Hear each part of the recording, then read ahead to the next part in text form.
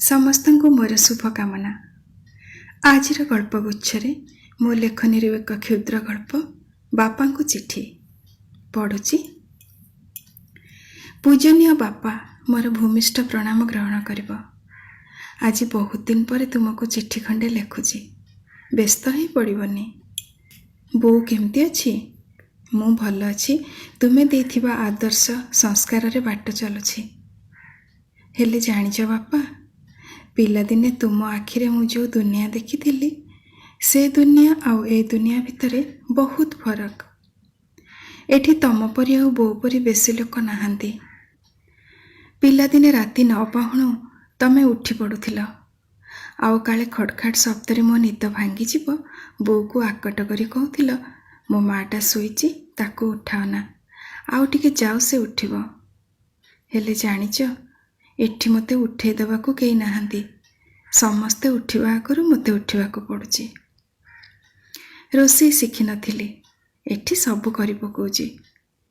ଥରେ ପରା ମାଛ ବେସର ବୋଉ ଯେମିତି କରେ ସେମିତି କରି ସମସ୍ତଙ୍କୁ ଆଶ୍ଚର୍ଯ୍ୟ କରିଦିଏ ବୋଲି ଭାବିଲି। ହେଲେ ଖାଇବା ଟେବୁଲରେ ତୁମ ଜ୍ୱାଇଁ କହିଲେ, ହଁ ଚଳିବ, ହେଲେ ମୋ ମମିଙ୍କ ପରି ସେ କରିପାରିଲାନି।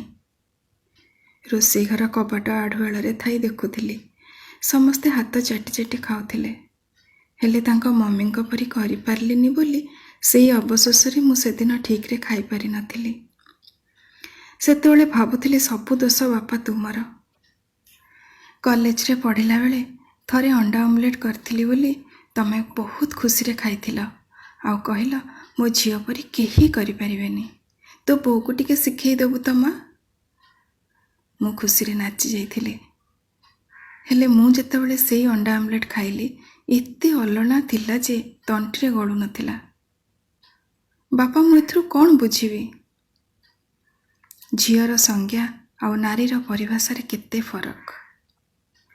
ବାହାଘର ପରେ ବିଦା ହେଇ ଆସିଲା ବେଳେ ମୋ ହାତ ଧରି ଛଳ ଛଳ ଆଖିରେ କହିଥିଲ, ମାରେ, କାହାରି ମନରେ କଷ୍ଟ ଦେଲା ପରି କଥା କହିବୁନି, ଟିକେ ନଇଁଯିବୁ, ସବୁ ସହିଯିବୁ। ଜାମନ ଯେପରି ତା ପାଇଁ ସେପରି ଫଳ ରଖିଥାଏ ବିଶ୍ୱ, ଉଚ୍ଚ ମନା ଉଚ୍ଚେ ଅମୃତ ଲଭଇ ନିଚ ମନା ଲଭେ ବିଷ। ଏହିସବୁ କଥା ତୁମର ମାନି ଚଳିଛି ବାପା।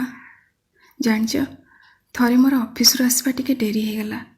ସଞ୍ଜବତୀ ଦେବା ଆଗରୁ ମୁଁ ଘରକୁ ଫେରିବି ବୋଲି ସର୍ତ୍ତ ରଖି ତୁମ ଜ୍ୱାଇଁ ଓ ତାଙ୍କ ମମି ମୋତେ ଚାକିରି କରିବାକୁ ଅନୁମତି ଦେଇଥିଲେ। ସେଦିନ ଅଫିସରେ ମୋର ଗୋଟେ ସାଙ୍ଗର ଜନ୍ମଦିନ ଥିଲା। କେକ୍ କାଟି ଟିକେ ହସଖୁସି କରି ଫେରିଲା ବେଳକୁ ଶାଶୁ ସନ୍ଧ୍ୟା ଦେଇ ସାରିଥିଲେ।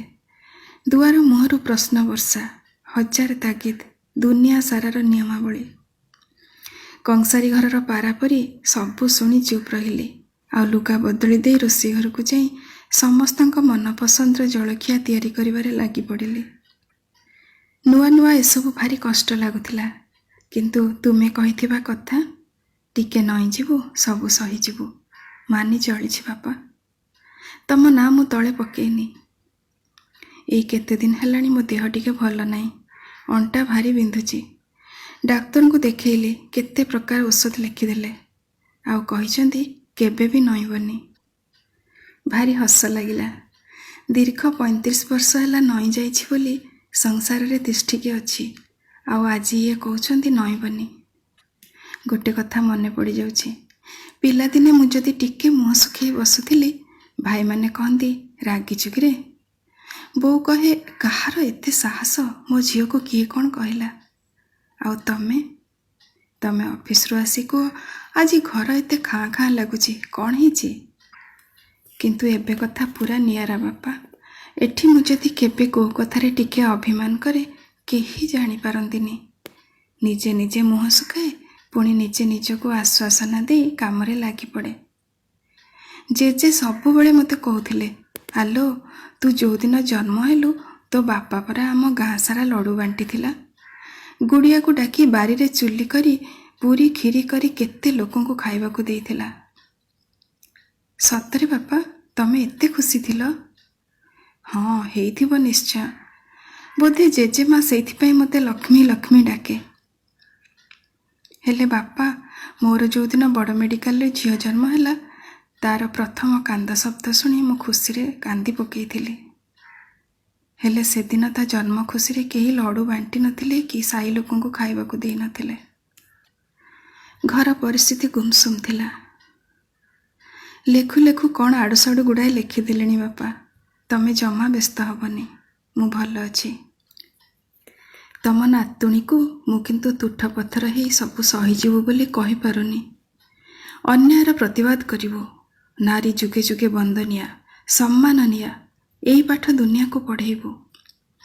ନାରୀ ନୁହେଁ କାର ପାଦର ପାଣ୍ଡୋଇ, ନାରୀ ନାରାୟଣୀ ସମ, ଏନ୍ତୁଡ଼ିରୁ ଜୁଇ, କ୍ଷମା ଆଚରଇ, ଆଦ୍ୟାଶକ୍ତି ମା ପ୍ରଣାମ। ଏଇ କଥା ମନେ ରଖିବୁ। ବାପା ରହୁଛି, ବହୁତ କଥା ଲେଖିଦେଲିଣି। ଭଗବାନଙ୍କୁ ଡାକୁଛି ତୁମେ ଆଉ ବୋଉ ଭଲରେ ଥାଅ। ତୁମେ ଦେଇଥିବା ସଂସ୍କାର, ଆଦର୍ଶ, ପରମ୍ପରା ଆଉ ମର୍ଯ୍ୟାଦାର ଏରୁଣ୍ଡି ବନ୍ଧ ଭିତରେ ମୁଁ ତୁମକୁ ବହୁତ ମନେ ପକାଉଛି ବାପା, ବହୁତ ମନେ ପକାଉଛି। ଇତି ତୁମର ଗେହ୍ଲି ଝିଅ।